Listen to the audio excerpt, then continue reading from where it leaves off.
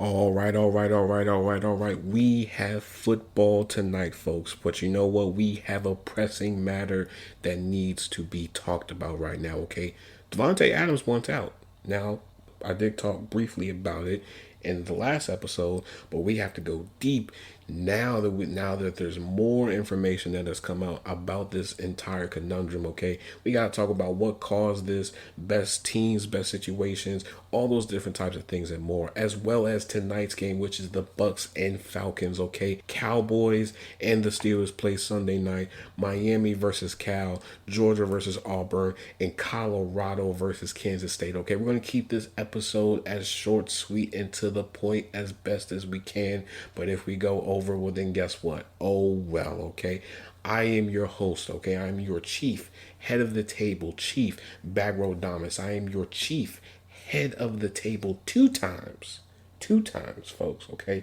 Two times, chief meteorologist, bag meteorologist, if I may say so myself. Okay, I'm a GM that still currently is not on a team right now, but best believe, guess what? I've already come first, second, and third round mock drafts for next year's draft and the year before that. Okay, I'm all these things and more. Okay, but the most important title that you need to worry about is I am your fellow football junkie, your host with the most, Kale. Now you already know what I'm getting ready to say. You're probably thinking, you're probably getting ready to turn up the volume, you're probably ready to turn down the volume. I don't know, but guess what? 1, 3, 1, 2, 3. Let's lock in.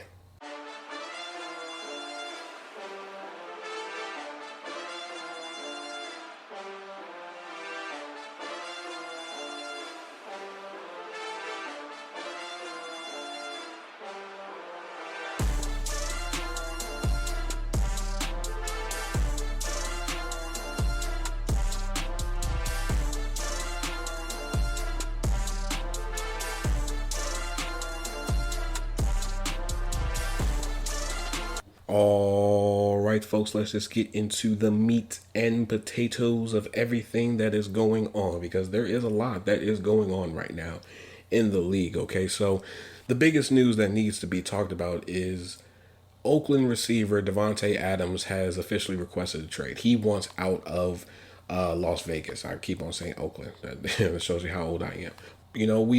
Before we get into the crevices of this entire situation, we have to take a step back and we have to first identify what caused him to make this move. Okay, so originally there was an Instagram post talking about that, this possibly could have been Devante Adams, last season with the Raiders, and head coach Antonio Pierce liked it. It's he liked it, and so that caused a somewhat of a snowball effect to where he does not want to be there. Okay, he wants out.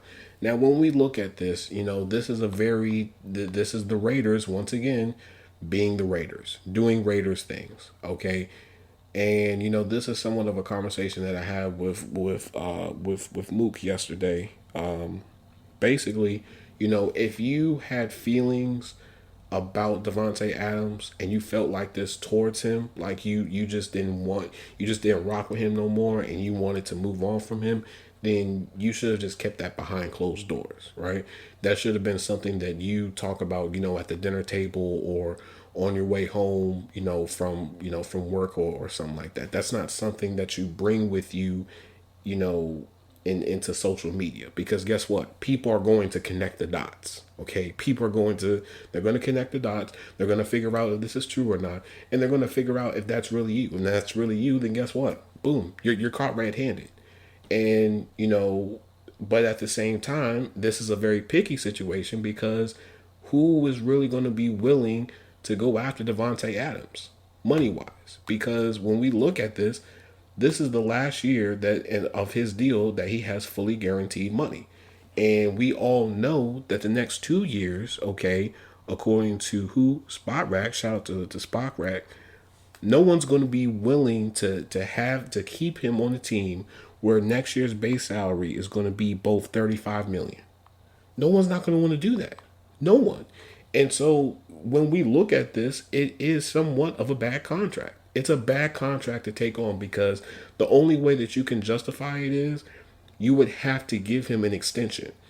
That's the only way, because he's going to want more guaranteed money. He's not going to keep on playing and there's no guaranteed money. So that's another that well, I'm getting ahead of myself as always.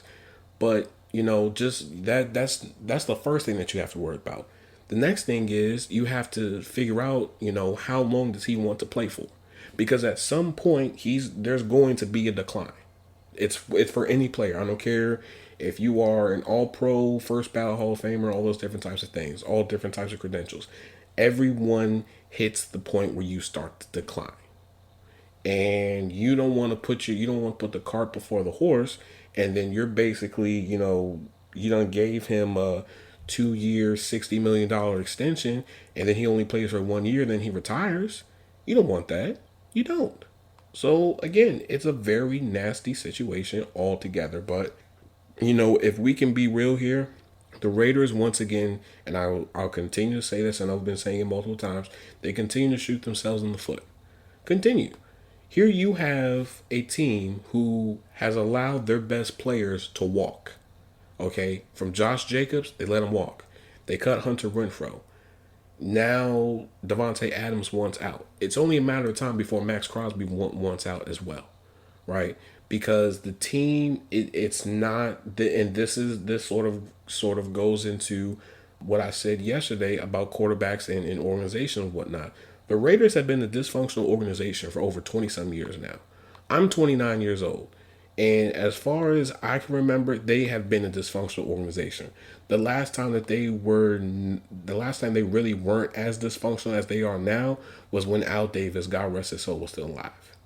When he was in his right mind, and, he had control over the team and stuff like that. That was the last time where they were doing their thing. They had some motion. They had some juice with them. But now, it's horrible. It's absolutely horrible. It's unstable. It's just a nasty situation. And, if I am a player, I'm looking at Antonio Pierce with a side eye, because, if this is how you feel about, the best offensive player on the team, how do you feel about me behind closed doors? Like this is only going to get worse as the season progresses. It's going to. And, it puts everybody else in a bad situation, because now this Raiders offense is going to get squashed. It's going to get squashed. The only real hope that they had was Devante Adams. That's it. Brock Bowers is a rookie, so he's still getting, still learning everything and whatnot. I don't even know who the running back is. No disrespect to you. Gardner Minshew doesn't have a reliable weapon anymore. So what exactly is the identity of the Raiders now? What is it? And you can't say, oh, it's smash mouth, football, the old sayings that they used to say about the Raiders. You can't say that anymore, because they haven't done anything. They are just they're horrible.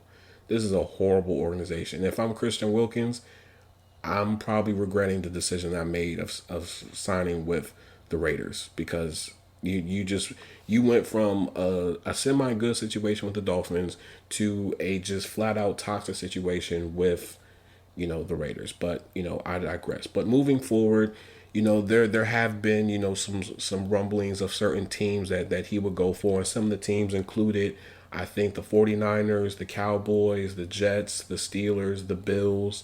I even think the Ravens were brought up, I think, at one time. I can tell you now, the Cowboys have already backed out. They've already backed out. They don't want to be interested in it. But all the other teams, though, it is very lucrative for all of them, though. And even teams that haven't been listed. But this is what I will say. This might turn into somewhat of a rant. Devante Adams put himself in this situation. Okay? I understand that you made a move out of emotion. Okay? He made a move out of emotion because of what Aaron Rodgers did. I get that. But you left a stable organization to go into a dysfunctional organization. Although, yes, you did get the money, but guess what? You're not winning. You haven't been winning, and you're used to winning. And now that you're in this crazy situation and you have this big deal, guess what? Not a lot of teams have the cap space flexibility to be able to absorb your contract. They don't. So what in the world are people going to do at this point? There's no, and I know there was a report that was coming out that Devante Adams only wants to play with quarterbacks that he's played with in the past. Bro, throw that out the window. Throw that out the window because neither one of the quarterbacks that you play for, whether it be Derek Carr or Aaron Rodgers, are in a situation right now where they can compete and make a deep playoff run and possibly win a Super Bowl. Neither one. I don't care what anyone says from neither one of those fan bases. Neither one of those teams are in a place right now where they can legitimately compete with the best of the best teams in not only in the AFC but in the entire league and possibly win a Super Bowl. They're not. The Jets are literally a loss away from just blowing everything up, right? You're going to go from a toxic situation with the Raiders to another toxic situation with the Jets. And that whole debacle in itself, especially when you have people like Garrett Wilson that, has come out publicly and sort of, talked about how he feels like he's not being utilized the best way that he possibly can and how this offense could do more and it hasn't. So you have that mixed with, the instability with the Saints. Because the Saints at this point have been trying off a rebuild, but at this point they're going to have to go through a rebuild. Okay, it's time. It's time. It's time to make that transition from Drew Brees. They still think that, if they get Derek Carr, that puts them back in the running and they can possibly do something. No. No, no, no, no, no. No, no, no. It doesn't. It just doesn't. That team does not have enough on both sides of the ball where they can be competitive, where they can go, toe to toe with some of the best teams, not only in their conference, but in the league. They don't. Okay. If the Saints right now were to go up against the Vikings, it would not end well. It won't. So either way, where exactly could you go? You can't go to the Chiefs because the Chiefs don't have the cap flexibility, to get you. Not to mention it's in your division, and the Raiders aren't going to do that. They're not going to do that. I mean, you could go to the Bills. That would definitely, probably be a great situation because you'll be playing with an elite quarterback in Josh Allen. You'll be the number one receiver, so you'll be getting a majority of the balls. You will, but do you really want to do that? Do you want to go to Pittsburgh? Pittsburgh, even though yes, there's a whole bunch of conundrums and drama with the quarterback position, quote unquote, air quote, big air quotes, with Justin Fields and Russell Wilson, they're winning. They're winning. They're winning right now. Yes, they lost to the Colts, which that's I'll talk about that later into the episode. But they're winning. They're winning. They have motion. They're starting to do things. Things are starting to go in the right direction for the Steelers. So I ask you, Devante, if I was to have a conversation with Devante Adams, really think hard about this decision. You were the most successful when you were in a stable organization, in the Packers. You want to continue to do that. You don't want to continue to be in this situation where you're going from toxic organization to toxic organization to toxic organization. You don't want that. You don't. And you want to win. You got the bag. Okay. Now you should probably want to go to the best team possible that is going to, possibly make a playoff run and maybe even a deep playoff run and possibly, try to compete, at least compete for a title. They don't necessarily have to win it, but at least if you can experience that, that atmosphere of, possibly going to the Super Bowl and whatnot, that means the whole world compared to, okay, yeah, I got the bag and, that's it. Because then you're going to be one of these players, once you're done with football and whatnot, it's going to be saying, man, I wish I would have done X, Y, and Z. I possibly could have won the title, this, that, and the other, blah, blah, blah. All the things that all those, salty former players say. But you have an opportunity to do it because why? You're still regarded as one of the best receivers in the league. Now, when we get to the money side of everything, I don't think teams are going to be willing to commit to him long term. Now, they may just give him just one extension and, it just gives him a lot of guaranteed money, or they may do a 2 year that's actually a 1 year. I don't know, but there's a way that they can do it. Okay, you have options. You have options. You could go to Washington right now. Washington is hot. You have Terry McLaurin with Devante Adams on that offense and Jaden Daniels. That's a deadly combination right there. That is a very deadly combination. Look into the Eagles possibly because AJ Brown is down and Devontae Smith is down. You have options.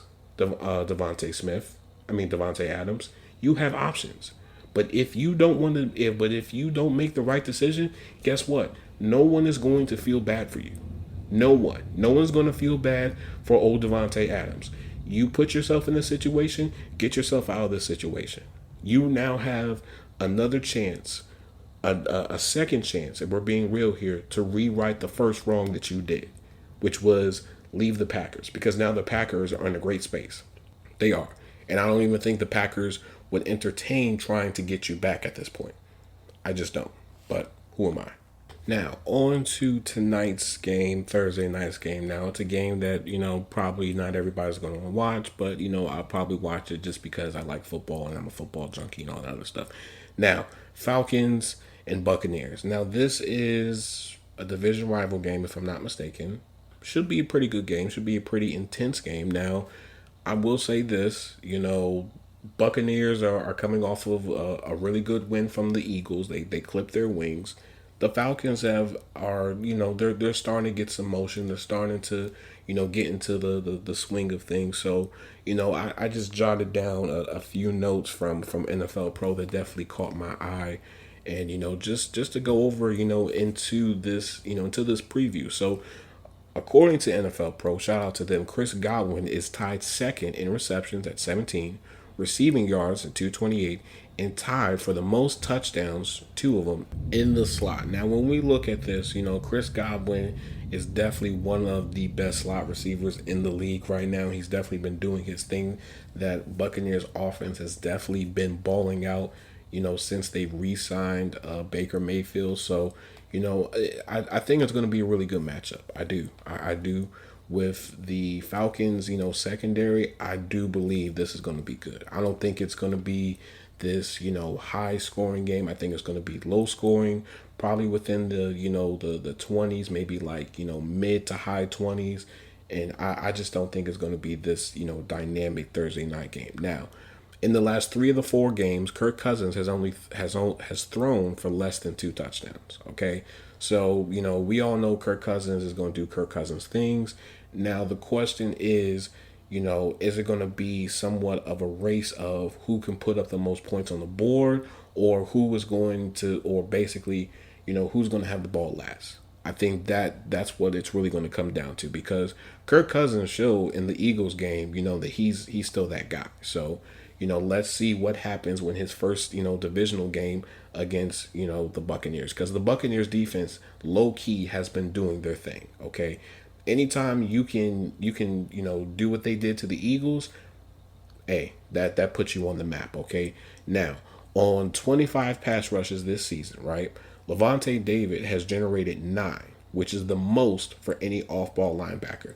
Whether we want to admit it or not, folks, Devante David is still, at this point in his career, is still one of the best linebackers in the league. Now, he may have fallen off a little bit, he may have gotten a little bit slower, but just know the mind is still there, okay? He can still make plays, he can still do things, okay? And, nothing really bad to say about Devante David. I think, this offseason when he was a free agent, I definitely, definitely believe that he wasn't going to leave the Buccaneers. That is somebody who was going to be a Buccaneer for life, and it shows. He's been balling out. He's been doing his thing. Now, I'm not saying he's up there with Fred Warner and Roquan Smith, but he is, a tier or two below them, though. He is still, one of those dogs, okay? Now, the Falcons have used 11 personnel 85.1% of the time, which is the second most in the league, which in my mind sort of symbolizes that they're probably going to be running the ball a little bit more in this game, simply because, you have, Bijan Robinson doing his thing. That offensive line is meant to be a road grading, offensive line. They're meant to wear you down, to impose their will on you, and just, put points on the board, march down the field. And what better way to do it than to do it against a divisional opponent? Now I will say this: the the Buccaneers defensive line, they may try to put up a little bit of resistance at first, but I don't. But as the game goes on, I don't think they're gonna. I don't think it's really gonna be that much of a problem. Now, me personally, I think my prediction for this game will probably be 20, 24, 24-22 Falcons. Just because divisional games are always close. Always have, always will be. They'll always be close. They'll always be low scoring. It's very rare if you have a divisional game that's very high scoring and whatnot. Very rare. Now, on to the Steelers and Cowboys. Yes, we do have to talk about them because why? Not because I'm a Steelers fan, but because it's going to be one of the biggest games on Sunday night. I know everyone's going to be watching, and especially Cowboys fans, unfortunately. Now, with this, this is a game where basically both teams have a lot to prove at this point because the Steelers are coming off of, their first loss against the Colts. And, there have been a lot of questions about that Steelers offense. It has taken them a while for them to get the engine going and to be able to put points on the board. Not to mention a lot of the decision making that Mike Tomlin has been doing lately. We have seen times in games where, they're in field goal range, and instead of just kicking the field goal and putting points on the board, you just try to go for it on fourth down. Now, granted, I understand Justin Fields is athletic, he's fast, and all those different types of things. But if you have 3 points just sitting there, just take the 3 points.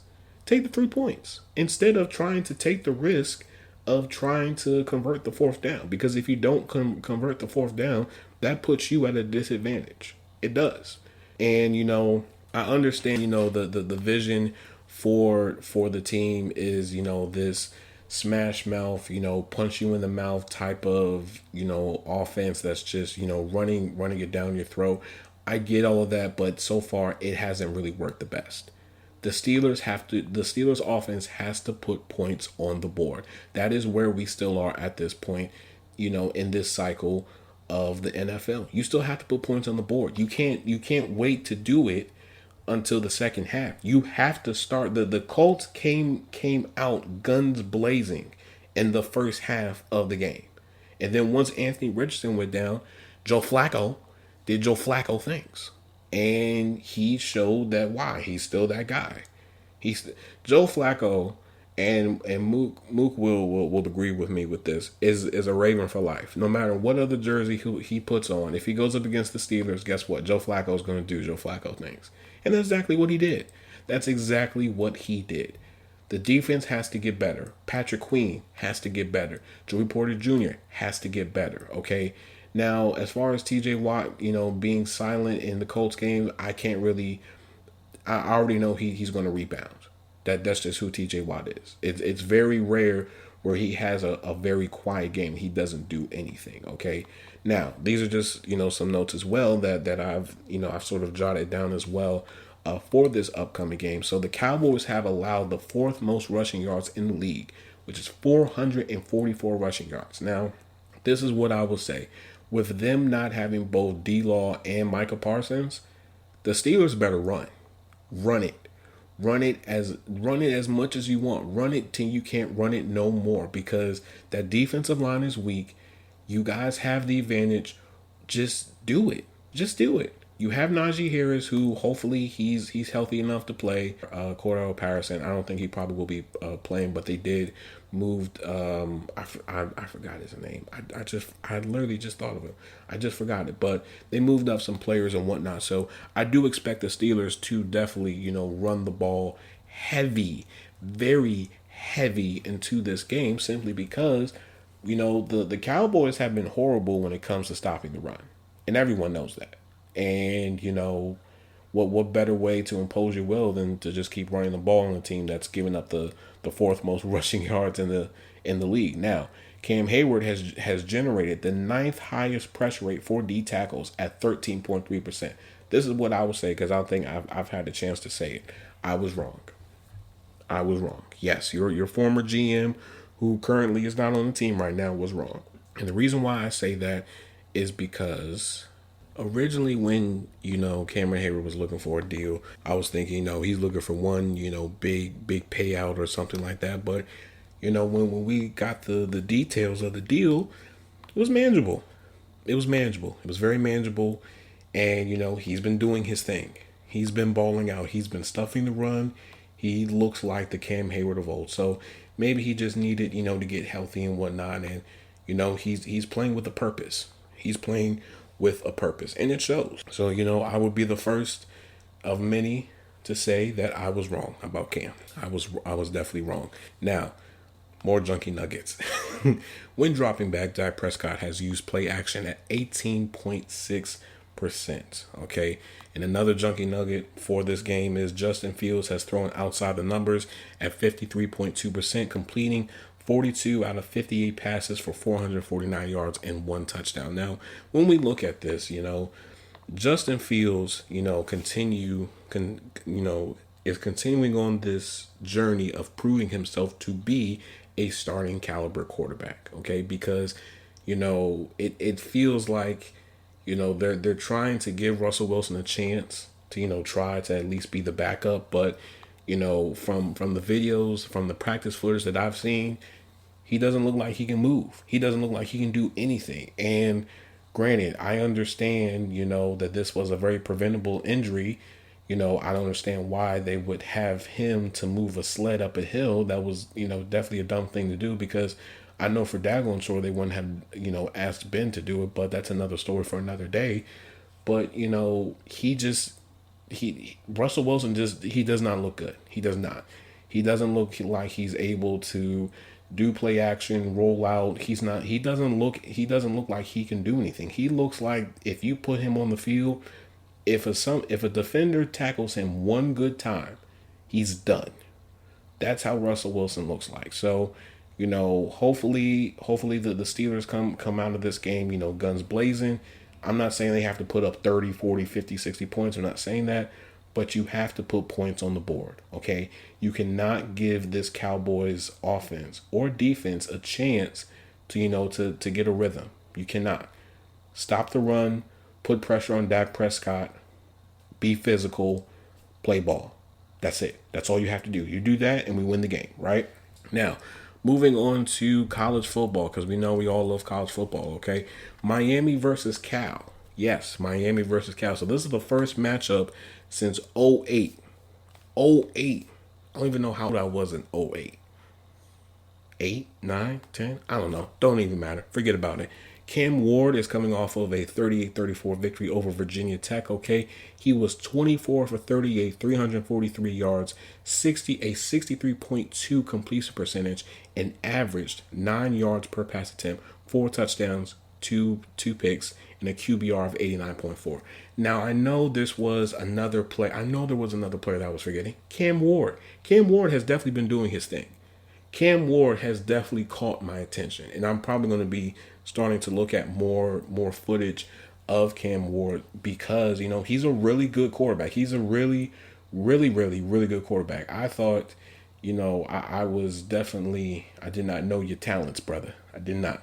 He's doing his thing. He's balling out. Miami is doing their thing. Like the Miami of old, they're being dominant, on both sides of the ball. And, if they continue on this streak, I do think it's going to come down to, like I said again, Shedeur, Travis Hunter, Cam Ward, and the running back from Boise State. I think it's going to come down to those 4. I don't think it's going to be anybody else. And you heard it here first on the Football Junkies podcast. Now, when we look at the Cal quarterback, Fernando Mendoza, he's coming off of a 14-9 loss from FSU, where he was 22 for 36, 303 yards, a 61.1 completion percentage, averaged 8.4 yards per pass attempt, 1 pick, and a QBR 56.3. Now, this is what I would say about Cal. Cal is in a place where, they're coming off of a loss. You're going up against a team that's hot. And they've been undefeated. So you already know that the margin of error is going to be very small. You know that this is probably going to be a very emotional game for Miami. And you already know what you're walking into. Okay, so try to minimize the errors, try to be effective with the passing game as well as the running game, and try to put points on the board. Do not try to turn this into a shootout, because I'm telling you, you try to turn this into a shootout with Miami, you are going to lose. You're going to lose. Cam Ward can attack you, in the air as well as with his legs. He can do both. And that offense, they're moving. They're moving and grooving. They're putting points on the board. They're knocking teams, left and right. Okay. Now, going on to the Georgia and Auburn game. Wow, it's only 30 minutes. Oh, yeah, cool. I told you guys I was going to keep this very light. This game is somewhat of a redemption game for both teams, right? And the reason why I say that is because both teams come off of somewhat of a major loss, recently, right? Georgia lost to Alabama in that dynamic game last Saturday, and then Auburn, doing Auburn things. Okay. So, a lot of there's a lot is riding on this game as well. Okay. Both teams want to get back into the winning column. They want to try to, rebound from their last loss. They want to, just, get that out of their mind and whatnot, and just try to get one, just try to get a W. So, when we look at this, Carson Beck was coming off a performance where he was 27 for 50, 439 yards, a 54 completion percentage, 8.8 yards per pass attempt, 3 touchdowns, 3 picks. Okay. Now, when we look at Peyton Thorne, okay, Peyton Thorne was coming off of he was coming off of a game where he was 21 for 32, 338 yards, 65.6 completion percentage, 10.6 yards per pass attempt, 3 touchdowns, 1 interception. Auburn is still a team that people have to worry about. Okay, they may not have 5-star prospects on both sides of the ball, and they may not have the most notable people, but just know Auburn can do some things. Okay, they can still go toe to toe with the best of them. So I just want to see how both quarterbacks are going to respond coming off of their losses. Are they going to come out here gun swinging? Are they going to try to play very mild tempered, or are they just going to leave it all on the field? Right? Because Carson Beck, by a lot of people's standards, is supposed to be one of the people that's going to be in the Heisman finalists. I just don't see it personally, but we all know crazy things can happen. Now, for Colorado versus Kansas State, okay, man, let's see what Deion can do. Okay, Shedeur Sanders is coming off of a 48-21 stomp out against UCF. Okay, Shedeur was 28 for 35, 290 yards, at 80 completion percentage, 3 touchdowns, 1 pick, and a QBR of 89.1. Avery Johnson was coming off of a 42-20 victory over Oklahoma State, where he was 19 for 31, 259 yards, a 61.3 completion percentage, 8.4 yards per pass attempt, 3 touchdowns, 1 pick, and a 92.6 QBR. Now, when we look at this, Kansas State has definitely been doing their thing. Avery Johnson has definitely caught my attention.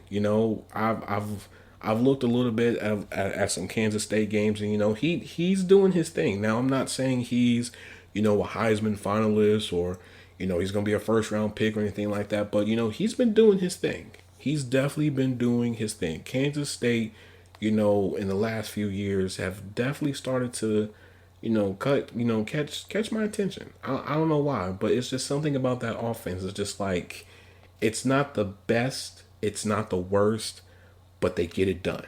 I don't know what it is, but they get it done. Now, the question is, for Kansas State, will that defense be able to stop, that red hot Colorado offense? Because Shedeur is still doing his thing. You still have to worry about Travis Hunter on both sides of the ball, as well as those other receivers who, in my mind, a lot of those receivers are NFL caliber receivers. Now, I'm not saying all of them will be, gone in the first round, but I do believe, people like Jimmy Horn will definitely be taken in the late first round, maybe early second round, depending on how he does in the rest of the season and his combine numbers. And even Travis Hunter, I do believe that, this offense is very capable of continuing to put up some serious numbers. I think people still doubt on Deion and his coaching style. I still think people still sleep on Colorado as a whole, and I think Colorado has to come into this game with that chip on their shoulder. You can't come in here all relaxed and whatnot just because you guys have been winning. No, you got to keep on going. You gotta come into this game like you've been on a 3-game losing streak. Okay, that's what they have to do now. That defense for Colorado, I don't have a lot to say about it because why? Travis Hunter is going to do Travis Hunter things. Everybody else just fall into place, do your thing, make the right assignments, and just win. Just win. That's all they have to do. So I'm gonna end this episode here. If you guys like what you are listening to, please, please, please, please, please leave a 5-star review wherever that you get access to the Football Junkies content, whether that be on Apple Podcasts, RSS feed, Spotify, and anywhere else that you can listen to podcasts. Okay. Now for my YouTube people, like, share, subscribe, turn the notification bell on. Leave a comment down below. What are your thoughts on this upcoming college football weekend? What game are you ready to see? Do you want to see some of the games that I talked about or some of the games that I haven't talked about? What are your thoughts on tonight's game, this Thursday night game? Let me know how you feel about Devante Adams, okay? Now, for my Instagram people, football_junkies pod. Again, football_junkies pod, as well as for the TikTok, football_junkies pod. Junkies pod is not what?